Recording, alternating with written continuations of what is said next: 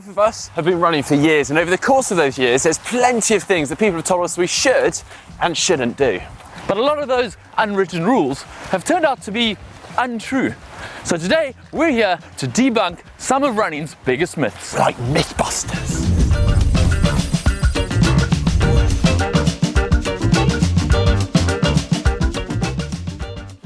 You can't walk on a run. Well, in actual fact, it's perfectly fine to walk on a run. Might sound sacrilege to some of you out there, but for others, it makes perfect sense and it's logical.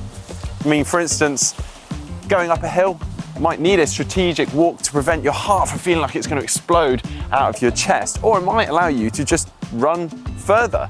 Even professional ultra runners and triathletes will factor in strategic walks at points, especially when it comes to fueling and trying to fuel adequately. You must wear Lycra when you run. Admittedly, us here at GTN love a bit of Lycra, being triathletes and all, and technical run apparel is great because it's designed to wick moisture away and be comfortable in any run conditions. But having said that, if you're more comfortable in baggies and a cotton t-shirt, then there is no dress code when it comes to running. You can wear whatever you are most comfortable with. So as long as you're happy and confident, wear what you like. You should run every day. No, look, I'm really sorry, but if you're trying to build your running up, you're new to running, have the aim of running every day, well look, I'm not looking to dampen your ambitions, but running every day is not the key to building your running performance. In fact, it's a surefire way to burning yourself out or getting niggles if done incorrectly. And look, most pros don't even run every day. You're far better off following some structure and mixing those runs up, and that way you should stay more motivated and see improvements in your running far quicker. Running will ruin your knees. This is a common misconception. And the truth is, if you're overweight and you jump into too much mileage too soon, you can actually damage your knees. But science has shown that people who have been running their whole lives actually have better knee health than their non-running peers. So running is really good for you, in fact, for your knees. You obviously have to make sure you follow a good training program with the right amount of recovery and use the correct shoes, and you'll have long-term knee health. Obviously, aging might ruin your knees, but that's got nothing to do with running.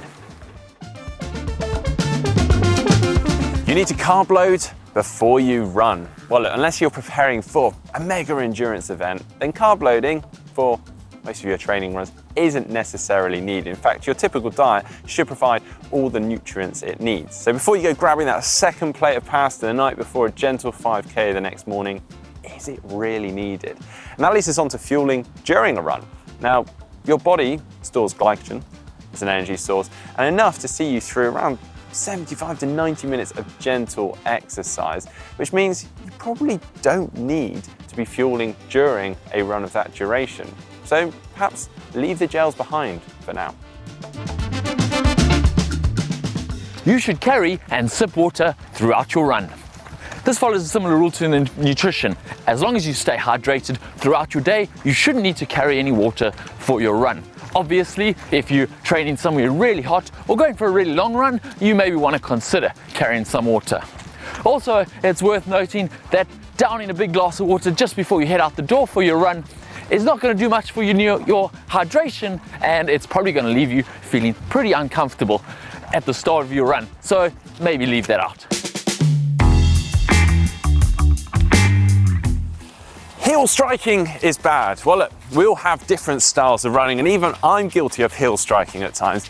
Even some of the best runners in the world are heel strikers. However, we're told that heel striking sends more force up through the legs and through the back, whereas midfoot, forefoot striking doesn't. Heel striking isn't necessarily the devil it's made out to be. These top level runners manage to heel strike under their center of gravity, so it's not creating that braking force that we're told it does.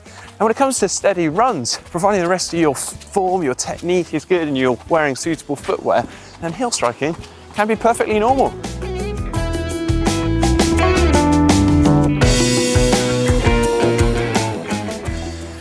Bendy is good. We're bombarded with images of athletes doing yoga and stretching, so much so that we associate being flexible with being good at sport. But for running, that's not necessarily true. Running doesn't go to the edges of your range of motion, and too much flexibility in a joint can actually lead to some instability as those ligaments get lax. Your muscles then need to compensate, which can be inefficient and even cause injury. So, unless you have a specific area of tightness, you probably don't need to stretch.